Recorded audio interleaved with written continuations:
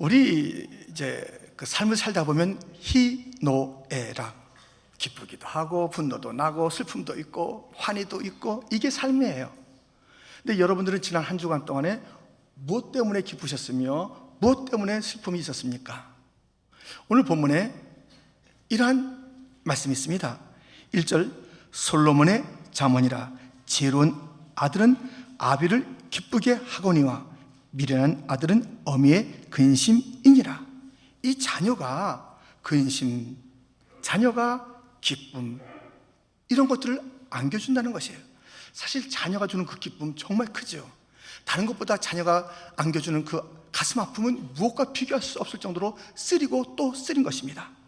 어버이 주를 맞이해서 우리는 이 부모님을 어떻게 기쁘게 해드릴 수 있을까?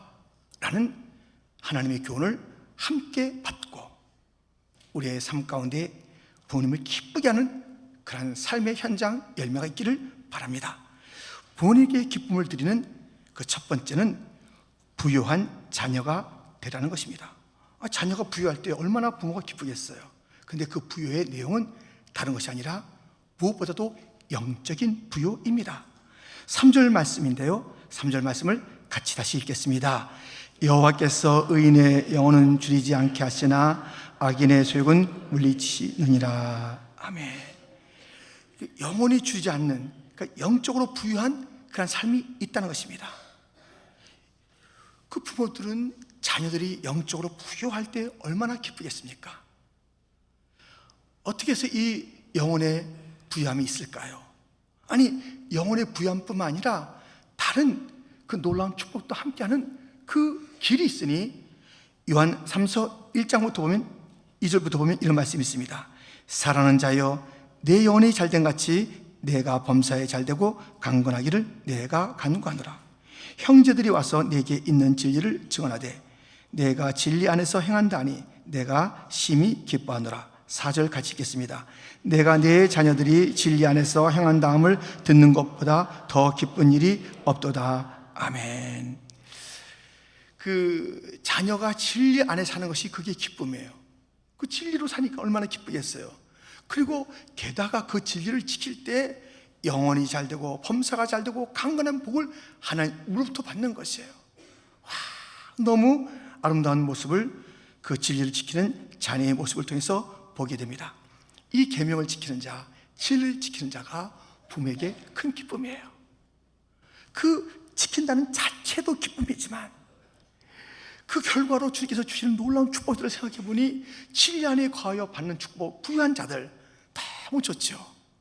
그냥 그 신앙이 다 말라버리고 삶 자체가 왜곡되어 있고 뒤틀려 있는 그런 자녀, 풍성함이 하나도 없고 항상 무엇인가 막 긁어대는 그런 자녀가 얼마나 근심이 되겠으며, 항상 충만, 은혜 충만, 말씀 충만, 사랑 충만, 말씀, 모든 게 충만하다면 얼마나 부모의 그 마음의 기쁨이 되겠습니까?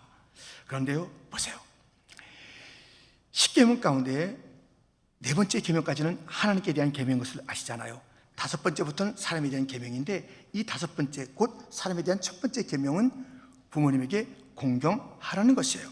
이게 출애굽기 20장에도 있는데요, 신명기 5장에도 있습니다. 신명기 5장 16절 말씀을 보면 이런 말씀이 있습니다. 우리 같이 읽겠습니다.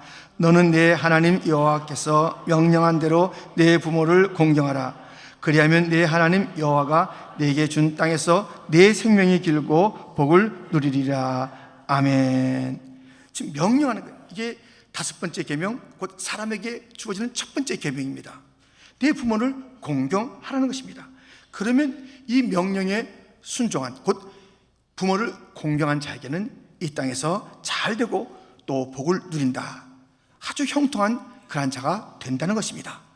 자, 보세요. 부모님에게 공경한다는 뜻이 무엇일까요? 이 공경이란 히브리어 단어는 카베드라는 단어였습니다. 동사지요, 공경하다. 그런데 이 명사형은 카바드예요. 카바드는 영광이라는 것이에요.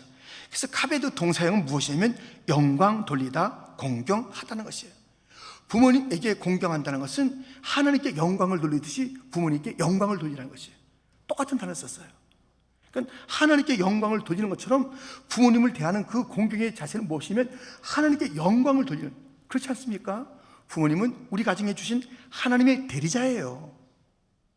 아니, 눈에 보이는 부모님에게 잘하지 못하면서 하나님에게 잘하는 법은 있을 수가 없습니다. 그래서 우리는 하나님께 영광을 돌릴 때 하나님을 인정하고 하나님을 높이고 그 이름이 더럽히지 않도록 우리가 모든 삶 가운데서 분투하는 그러한 하나님께 영광 돌리는 삶이 있다면 부모에게도 마찬가지예요. 부모님의 명예가 훼손되지 않도록 부모님을 인정하고 그 부모님을 칭송해야 하는 것입니다. 그것이 바로 내 부모를 공경하라, 카베트하라 라는 하나님의 말씀입니다. 하나님 아버지는 실수함이 없습니다만 육신의 아버지, 어머니는 실수할 때가 있어요. 그때도 우리 자녀들이 취할 태도는 부모의 잘못을 드러내고 흉보고 말하는 것이 아니라는 것입니다. 노아가 얼마나 실수했습니까? 그랬을 때에 노아의 아들들의 태도를 보십시오. 셈과 야벳은 아버지의 그 수치를 가렸고 함은 흉받습니다. 하나님께서 기양 지나가지 않아요. 하나님이 기양 지나가지 않아요. 주님께서 주신 명령이라고요. 내 부모를 공경하라. 내 부모에게 카페트 영광을 돌려라. 나에게 영광을 돌리듯이 내 부모도 그렇게 섬기는 거야. 그런데 실수가 있다 이거예요. 근데 그 실수를 막 드러내는 그 함은 저주를 받았습니다. 그 실수를 덮었던 셈과 야벳은 복을 받았습니다. 우리가 효도한다는 것은요, 공경한다는 것은요, 하나님 실수가 없으시잖아요. 근데 육신의 부모는 실수가 있습니다. 그 실수, 그것을 우리가 이해하고 용납하고 품고 우리의 마음에서 이제 내려놔야지 그것이 공경이며 효도인 것입니다. 아니, 야곱의 그 아들들은 사실 그 다투고 뭐 팔고 막 눈물 흘리고 그런 그 일들이 왜 왔습니까? 아버지 때문에 왔어요. 아버지가 편애를 했다고. 편애. 왜 유독 요셉만 그렇게 좋은 옷 입히냐고요. 왜 요셉만 이렇게 막 봐주고 다른 형들은 막 내버려서 일 시키냐고요. 그러니까 뭐 아버지의 편애 때문에 속이 상한 거 아니에요? 그랬더니 그런 일들이 벌어져서 막 요셉을 팔게 되고 감옥 가게 되고 또 기근 났을 때 막 서로 만나게 되는 그 과정 속에서 보세요. 그들은요, 아버지를 원망하지 않아요. 아버지가 그렇게 빚어놓은 형제간의 비극, 그것이 있었는데 아버지 때문에 이렇게 됐잖아요, 이렇게 하지 않아요. 요셉도 아버지가 괜히 나 이렇게 형들보다 다르게 하는 바람에 여기까지 왔어요, 이러지 않았다고요. 그들은 아버지를 여전히 존경해요. 그 아버지의 그 말씀을 잘 들어요. 아버지가 어떻게 될까? 그 아버지 그 씀씀이의 그 마음을 그 자녀들에게 우리가 보는 것이에요. 이 효도는요, 그 효도는요, 그 부모들의 허물이 있다 할지라도 그것을 드러내는 자는 결코 효도가 아니고요, 하나님의 분노를 자아내는 거예요. 그래서 우리는 이 계명을 잘 지킴으로써 부모에게 공경, 곧 영광을 돌리는 그 이름이, 그 명예가 혹시 실수할 때 할지라도 그것을 덮으면서 이해하면서 막 그것을 잘 감싸면서 용서하면서 나가는 이러한 효도 속에서 부모님은 얼마나 기쁘시겠어요. 그리고 그런 자녀에게 복을 주시니 더 기쁨이 배가하는 것이에요. 그 부모님 자신이 그 효도를 받아서 기쁘고 인정함을 받으니 기쁘고 막 아버지 하나님 대하듯이 막 그렇게 정성을 다하니 기쁘고 부모님 어미로운 것처럼 그냥 존중하는 것을 보니 그 기쁜데 그런 자녀에게 하나님께서 가만두지 아니하고 복을 주셔서 형통하게 되는 것을 보니 너무너무 기쁜 거예요. 우리 부모님에게 기쁨이 되길 원하십니까? 말씀에 순종하실 것이고 특별히 부모님에게 공경하고 그를 갖다 영광스럽게 해드리면 하나님께서 복을 주셔서 잘 되니 부모님이 그 모습을 보며 기쁘고 또 기쁘도다. 여러분, 우리 부모를 기쁘시게 하기 위해서 복을 받아야 할 터인데 그것은 계명을 지키는 그 길. 계명 중에 사람에게 첫 번째 계명은 다른 게 아니라 부모에게 공경하는 것이니 그 공경의 지킴을 통해서 순종을 통해서 부모의 기쁨이 되고 하나님 앞에 복 받는 자가 다 되시기를 주님의 이름으로 축원드립니다. 이렇게 부모님을 기쁘시게 하는 그 길 잘 되는 것이죠. 충성하고 순종해서 두 번째는 뭐냐면 부지런한 자녀가 되는 것입니다. 올해도 벌써 3분의 1이 지났습니다. 올해 여러분 어떻게 지내셨어요? 뭐 좀 이거 괜찮다 이 정도면 이렇게 좀 자평할 만한 그 삶을 사셨나요? 아니면 아쉽나요? 예, 아무튼 우리 모두는 똑같이 주어진 시간 속에서 어떤 그 열매를 거두었거나 거둬가는 그런 길에 있기도 하며, 어떤 분들은 하다가 그냥 이 4개월을 지나고 5월달 지금 열매치를 지나고 있는 사람도 있을 것입니다. 이런 속담이 있어요. 들어보세요. 자기 주머니에 손을 넣고 성공의 사다리에 오른 사람은 아무도 없다. 그렇죠. 사다리에 오르는데 이렇게 손 넣고 어떻게 올라요? 안 되잖아요. 손을 빼고 잡고 올라가는데, 오르기 위해서는 한 스텝 한 스텝 계속 전진해야지 어떤 목적지에 올라가는 것입니다. 그러므로 우리는 이 손을 늘어뜨리고 게을르게 해서는 그 인생이 안 되고요, 부모님에게 근심이 되고요, 걱정이 되고요.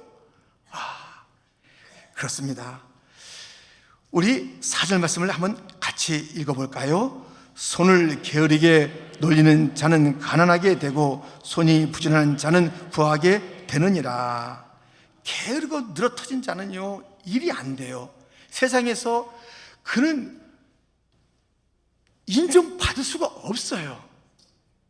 더더군다나 이 게으른 자는요, 천국 문 앞에서 큰 문제가 됩니다. 보세요. 마태복음 25장 26절과 30절 말씀을 같이 한번 읽겠습니다. 그 주인이 대답하여 이르되 악하고 게으른 종아, 이 무익한 종을 바깥 어두운 데로 내쫓으라. 거기서 슬피 울며 이를 갈리라 하니라. 아멘. 이 게으른 것은 악한 거래요. 이것은 죄래요. 지금 이 책만 맞는 자가 무슨 누굴 죽이거나 뭐 훔치거나 하지 않았어요. 단지 게을렀어요. 자기에게 주어진 그 달란트를 그냥 묻어둔 거예요. 자기의 해야 될 그 소명의 길을 갖다가 그냥 덮어둔 거예요. 괜히 해가지고 그냥 일을 만들지 말고, 또 이래다가 주인 뭐 속상하게 만드는 거 그냥 놔두자, 그냥 대충 이러니까요, 그것을 갖다가 말씀하시기를 이걸 악이라고 그래요. 게으른 것을 악이라고 해요. 이 천국에서 쫓겨나는 거예요. 쫓겨납니다. 아니, 이 게으른 그런 삶은요, 죄고요. 이것은 사회에서 받아들여져요. 아니면 천국에서 받아들여져요. 이 부모도 이것을 눈뜨고 못 보는 거예요. 자기 그 방을 치우나 책상을 치우나 다른 거 하라고 한 것도 아니에요.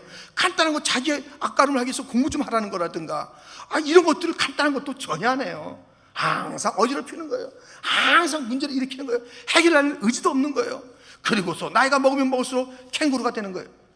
캥거루가 뭐냐면요, 이 엄마 뱃속에 캥거루가 있잖아요. 거기 안에서만 사는 거예요. 20이 되고 30이 되고 어쩌자는 거예요. 그냥 캥거루같이 그 안에서 그냥 부모의 그 안에서 자기는 할 것을 안 하는 그러한 모습을 보게 됩니다. 여러분, 사실은 이제 우리의 그 부모 세대는, 어른 세대는요, 한 사람도 게으른 자가 없었어요. 그건 확실해요. 왜 그러냐면 우리 그 부모 세대와 어른 세대에게는 목표가 분명했습니다. 잘 살아보세요라는 그런 목표가 있었어요. 이 보릿고개 이거 넘어가자 이거죠. 너무 힘들다 이거죠. 내 자신도 힘들고 우리 다음 세대에 이거 줄 수가 없다는 것이요. 잘 살아보자 이것이 있었어요. 교회는 뭐가 있었어요? 믿음 생활 잘하자 이거예요. 믿음 생활 잘하자. 얼마나 뜨거웠는지 몰라요. 얼마나 헌신적인지 몰라요. 얼마나 분야문요 가득 차요. 막 창문 있으면 창문에 막 그렇게 막 그냥 귀를 기울이고, 다른 교회 산다 그러면 또 다 가서 여기 가고 저기 가며 붕붕해마다 얼마나 가득 찼습니까? 말씀 사경이라는 것이 있었어요. 그래서 아침, 새벽, 낮, 저녁 4번씩 모였어요. 4번씩. 그래도 그 자리마다 꽉 차고 대수인대로 모여가지고 그 말씀을 사모했던 모습을 보게 됩니다. 얼마나 믿음을 갖다 잘 지켰는지 몰라요. 그래서 이 목표가 있었기 때문에 이 우리의 그 어른 세대와 우리 부모 세대는요, 이 목표를 교회에 있든 어떤 세상에 있든 이것을 향해서 달려갔던 부지런함이 있어요. 그런데 말입니다, 이 두 가지를 딱 컴바인 시킨 게 있어요. 잘 살아보세, 잘 믿어보세. 이 운동을 벌인 분이 있으니 1962년도에 고 김용기 장로님께서 가난 농군학교를 만드신 거예요. 그래가지고 이게 다 이 부정적인 생각을 다 버려야 된다는 것이에요. 그냥 거짓말하는 것을 다 버려야 된다는 것이에요. 이 게으른 것을 다 버려야 되는 거예요. 부지런히 세법도 부지런히 기도하고, 또 우리가 노력해서 정직한 그 열매를 거두고, 또 신앙도 잘하고, 그래서 이 가난 농군학교 그 운동을 벌인 것이에요. 그런데 이제 보세요. 이제 전 세대가 부지런을 했는데 그 다음 세대가 그것을 다 말아먹는 세대. 부모님은 다 열심히 했는데 그 다음 세대가 어이고 이 땅이 주어졌으니까요 이렇게 놀다가 다 말아먹어요. 그런 사람이 얼마나 많은지 몰라요. 그런 다음 세대가 얼마나 많은지 몰라요. 그 김명기 장로님의 그 다음 세대 아들의 이름은 김평일 장로님이세요. 근데 이분은 또 제대로 그것을 이어가는 것이에요. 그래서 책을 썼는데 책 제목이 분명합니다. 일하기 싫거든 먹지도 말라. 확실합니다. 일하기 싫거든 먹지도 말라. 이것은 성경에 있는 그대로예요. 그냥 게으른 자들 먹지도 말라는 거예요. 먹지도 말라는 거예요. 그 책은 자기 아버지 또 가난 농군학교의 이야기며 또 자기의 결단이 서려 있는 그런 책인데요. 그 책에는 그 김영기 장로님께서 제창하신 또는 가난 농군학교의 그런 그 방향인 7대 강령이 있습니다. 첫째, 우리는 역사의 동상이 되자. 둘째, 우리는 시대의 등불이 되자. 셋째, 우리는 판단의 저울이 되자. 넷째, 우리는 문화의 발판이 되자. 다섯째, 우리는 선악의 거울이 되자. 여섯째, 우리는 지식의 채찍을 가자. 일곱째, 우리는 신앙의 불길을 일으키자. 이런 일들을 하는 거예요. 그리고 또 생활 수칙이 있는데요. 그 첫 번째와 마지막을 보면 윤리를 되찾아 부모님께 효하고 살자. 이게 첫 번째 생활이에요. 만유의 구세주 예수 그리스도를 중심 삼아 살자. 예수님 중심으로 삶을 살자는 거예요. 이런 것이 생활 수칙이에요. 그리고 우리 기독교인들은 말 자체가 보증수표가 되게 하자는 것이에요. 말하고 바꾸는 것 기독교인 아니라는 것이에요. 부지런히 하자는 거예요. 게으른 것은 기독교인이 아니라는 것이에요. 게으른 기독교는 이런 것은 성경에 없어요. 실제는 있지만 그것은 잘못된 것이죠. 게으른 기독교인, 그것은 기독교인이 아닐 수가 있어요. 게으를 수가 없어요. 기독교는 게으를 수가 없다니까요. 아니 천국에 들어갈 수 없는 악하고 게으름인데 믿음을 갖기를 원해요. 믿음 생활에 진보가 있어요. 다 나태해. 어서 듣긴 들었고 세례는 뭐 어떻게 그냥 성의 없이 받았고 그래서 크리스천인 줄 알아요. 어디 등록했으니까는. 근데 그게 아니라는 것이에요. 이 부지런함이 있어야 한다는 것입니다. 그래서 이 가난 농군학교는요, 그 다음 세대는 잘 이어지고 있어요. 다음 세대는 이어지고 있다고요. 그 부지런함이 게으름으로 바뀌거나 그 이론 업적들이 다 그냥 그 다음 세대가 막 없애버리는 것이 아니라 더 잘 확산시키려는 노력들이 있어요. 그러니 지금 뭐 저 허단 그 구름 같은 증인들로서 그 계신 그 아버지가 얼마나 흐뭇하시겠습니까? 그렇지 않은 자녀가 얼마나 많은데. 예수님 이야기를 들어보세요. 예수님은요 이런 말씀하셨어요. 요한복음 5장 17절에 예수께서 그들에게 이르시되 내 아버지께서 이제까지 일하시니 나도 일한다 하시매. 효자. 아버지가 일하니까 나도 일한다는 거예요. 하나님 아버지가 얼마나 부지런한 분인지 몰라요. 천지를 갖다 창조하신 분이에요. 천지를 또 섭리하시고 운영하시는 분이에요. 그리고 그 하나님은 어떤 일을 하시냐면 그의 백성들, 자녀들의 그 모든 삶을 갖다가 자세히 살피시는 거예요. 그래서 뭐가 필요한가 살펴보고 그것을 채워주는 일을 하시는데요. 그것도 아주 그냥 좋은 것으로 그냥 풍성하게 채워주시는 그 일을 하시는 거예요. 빌립보서 4장 19절 말씀 우리 한번 같이 크게 읽어주시겠습니까? 시작.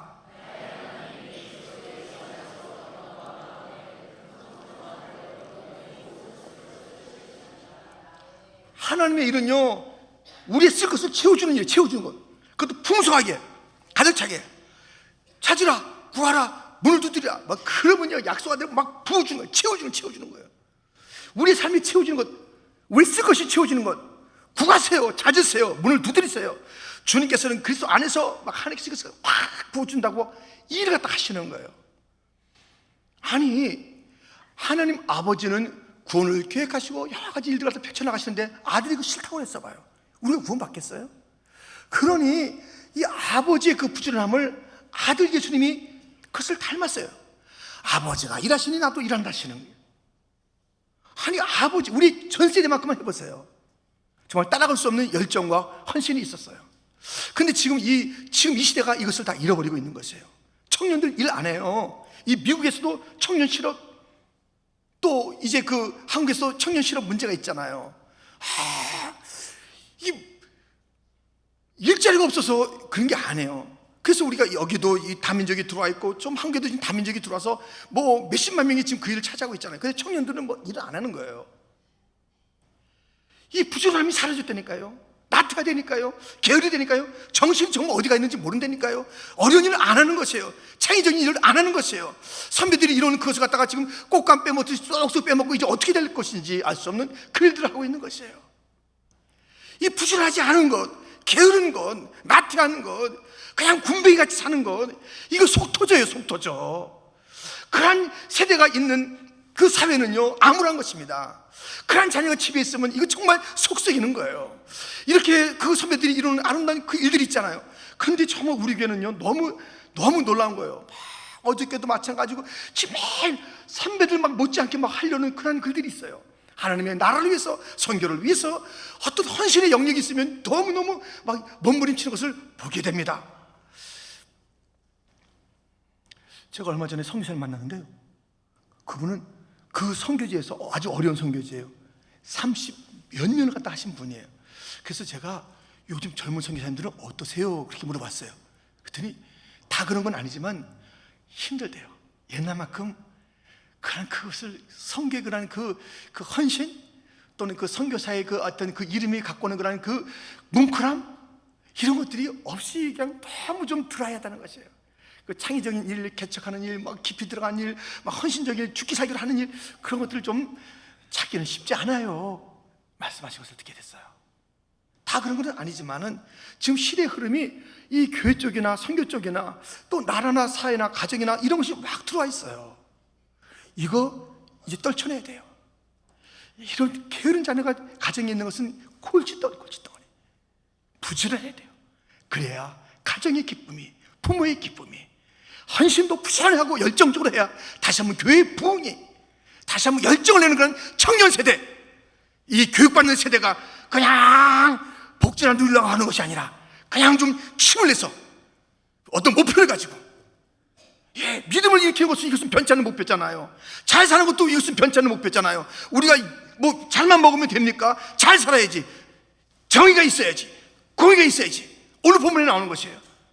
이런 그 재물만 늘어나는 것이 잘 사는 것이 아니라 정말 공의로운 그런 사회를 만들어가는 그런 열정이 우리에게 있는 거 아니에요. 청년들이 그 목표를 가지고 살아가는 것. 그럴 때 얼마나 그 전 세대가 기쁨이 되고 흐뭇하고, 하늘나라에 가서 본다 할지라도 얼마나 참 이게 마음이 좋겠어요. 현재 계신 부모, 또 이 어른 세대들의 그 헌신과 충성을 우리가 기억하고, 그것이 살리고 기쁨이 되는 그런 열매가 있었다면 우리도 가야 될 그 길입니다. 성도 여러분, 부지런하셔서 각가지 부모의 기쁨이 되고, 또 헌신의 손을 늘어뜨리지 않고, 손 주머니에다 놓고 뭐 할 수 있는 거 아무것도 없으니 손 빼서 잡고 올라가고 한 걸음 한 걸음 나가서 풍성한 열매를 계속 만들어가 우리의 다음 세대도 정말 영육간에 강건할 수 있는 그런 일들을 만들어 놓는, 부모에게는 기쁨이며 다음 세대에게는 보람찬 그런 삶을 살아가는 온 성도가 되기를 주님의 이름으로 축원드립니다.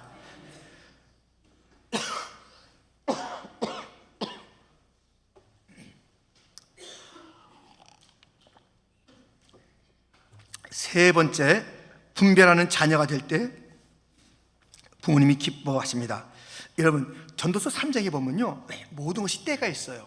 시간이 있다 이거죠. 그러니까 이 경우에 맞는 말을 해야 되는 것이고요, 그 상황에 적합한 반응이 있어야 되는 것이에요. 이것이 없으면 이거 인생이 복잡해지는 거예요.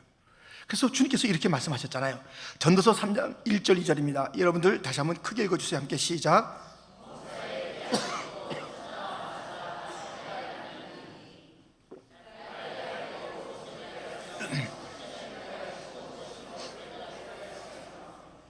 이것이 다 되는 거예요. 다 되는 거예요. 지난 목요일날도 제가 새벽 예배 끝나고 상담한 사람이 있고 또 신방한 사람이 있는데, 신방도 다 케이스가 다른 거예요. 또 이렇게 만나는데요, 그 케이스마다 다른 거예요. 거기에 적합한 말씀이 주어져야 되는 거예요. 개업을 하는가, 위로가 필요한가, 또 어떤 분은 와서 또 힘든다는 그런 상황 속에 있는 자들, 또 무엇을 갖다 찾는 자들, 많은 상황 속에서 거기에 말씀이 또 이게 적합해야 되는 거 아니겠어요? 부모에게도요, 이 효도가 적합해야 돼요. 이 효도는요, 부모 중심이 돼야 되지 자기 중심이 돼서는 안 됩니다. 5절 말씀에 이런 말씀이 있습니다. 여름에 거두는 자는 지혜로운 아들이나 추수 때에 자는 자는 부끄러움을 끼치는 아들이니라. 이게 뭐 심을 때, 여름에 뭐 이렇게 좀 이렇게 솎아 놓을 때, 수술할 때, 그것을 저장할 때, 뭐 팔 때, 그것을 뭐 먹을 때, 그때마다 그 가정의 자녀들이 할 일이 있다 이거예요. 근데 이것을 갖다 마치지 못하면 이건 너무 그 가정에 힘든 버거운 일이 된다는 것입니다. 효도할 때도요, 이 때를 맞춰야 돼요. 효도의 중심이 부모님 중심이 돼야 되는데요, 자기 중심이 돼요. 효도는 효자도 아는 자도 있지만요, 돌보지 않은 자도 있지만, 돌본다는 것이 무엇이에요? 자기 나름대로 돌보는 거예요. 자기가 편리한 시간, 자기 방식대로, 자기가 먹고 싶은 것, 부모는 전혀 고려하지 않아요. 여러분들 한번 이라는 글을 보시고 들어보시겠습니까? 우리 잡으세요.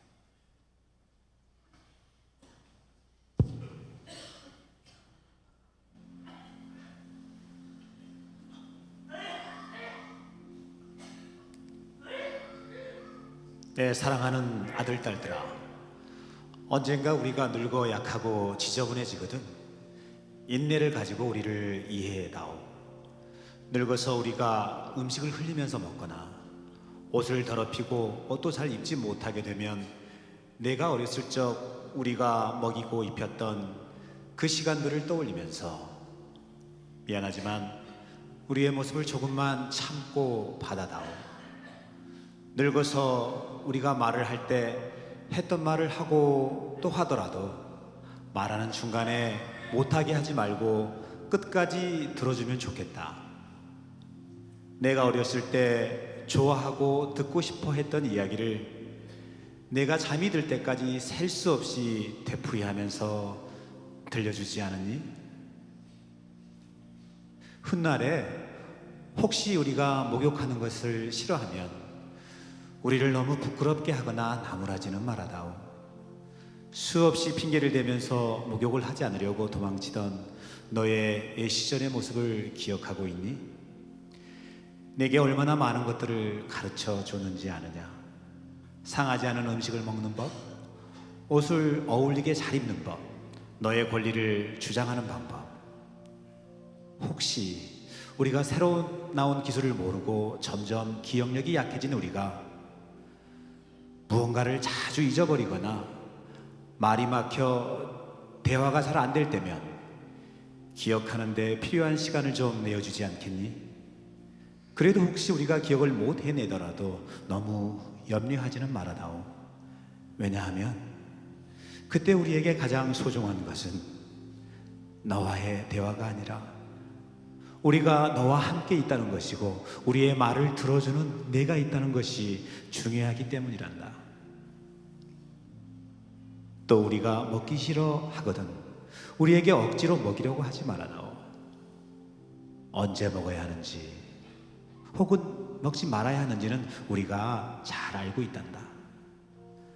다리가 힘이 없고 쇠약하여 우리가 잘 걷지 못하게 되거든 지팡이를 짚지 않고도 걷는 것이 위험하지 않게 도와줄 수 있니? 내가 뒤뚱거리며 처음 걸음마를 배울 때 우리가 내게 한 것처럼 내 손을 우리에게 빌려다오. 여러분들 서점에 가면요, 어떻게 아이들을 양육할까, 아동들의 심리는 어떨까, 아이들을 어떻게 살필까, 책이요 수백 권, 수천 권이에요. 어떻게 잘 효도할까, 그 책 봤어요 여러분들? 어떻게 부모님들의 심리가 지금 어떨까, 그 연구하는 거 봤어요? 어딘가 있겠죠. 그러나 그것은 정말 1000분의 1, 10,000분의 1도 안 되고 거의 본 적이 없어요 사실은. 효도는 마음대로 해요, 마음대로. 아이들은 그렇게 우리가 정성을 다해서 키웠는데 우리가 태어날 때 모든 것의 중심이 우리였어요. 부모님들의 시간 다 우리를 위해서 썼고요, 또 뭐 여러 가지 그런 상황들이 정말 우리들 위해서 썼어요. 이제 그 부모님들이 늙으시고 여러 가지 불편할 때 그때 누가 돌봐줘요? 누가 헤아려요? 누가 그 상황 속에서 이야기를 들어주며 품어주고 예, 여기 한번 기대해 보세요. 아, 제가 이게 좀 이렇게 주문을 드릴게요. 누가 할 수 있어요? 이것들이 점점 사라지는데 한 달이라도 내 방식이에요. 우리가 신앙생활 하나님 중심으로 신앙생활을 해야지 내 중심으로 신앙생활을 할 수가 없잖아요. 내가 드리고 싶은 대로 예배드려요. 내가 하고 싶은 대로 봉사하는 거 했다가 말았다가 뭐 마음대로 예배가 헌신이 신앙생활이 마음대로 그렇게 하는 게 아니잖아요. 하나님 아버지가 원하시는 뜻대로 신앙생활을 해야 되는 것입니다. 효도도 우리가 그 부모님이 기뻐하시는 뜻대로 효도해야 진정한 효도인 것입니다. 마음대로 하고 나는 효도했네, 나는 됐네 하는 것이 아니라는 것입니다. 정말 우리는 부모님을 기쁘시게 해드리길 원하는 그런 효성스러운 삶을 다시 한번 회복시키고 싶습니다. 어떻게 해야 할까요? 부모님의 기쁨이 되는 것은 어떠할 때 그런 기쁨이 있을까요? 다른 것이 아니라 계명을 지킬 때 우리의 삶이 하나님으로부터 부유하게 되고 그 계명 가운데 부모를 공경하라는 그 계명도 있으니 막 그 효도가 약 절절히 느껴지는 것이고 체험되는 것이에요. 와, 그런 그 계명의 순종이 공경의 그 계명들이 자기에게는 체험되어지고 자녀는 복받게 되고 그래서 기쁨이 하나님께 큰 영광이 되어지는 것입니다. 부지런할 때 우리 부모는 기뻐합니다. 게을러서는 안 돼요. 나태해서는 안 돼요. 그렇게 이리 둥글 저리 둥글 살아서는 안 되는 것이에요. 부지런히 정말 최선을 다해서 우리의 삶을 살아갈 때 부모도 기쁘고 사회도 교회도 새로운 부흥과 변화가 있고 하나님 나라에서 우리 주님께서 어서 오라 맞아주는 그 일들이 있습니다. 여러분 효도 마음대로 하지 마십시오.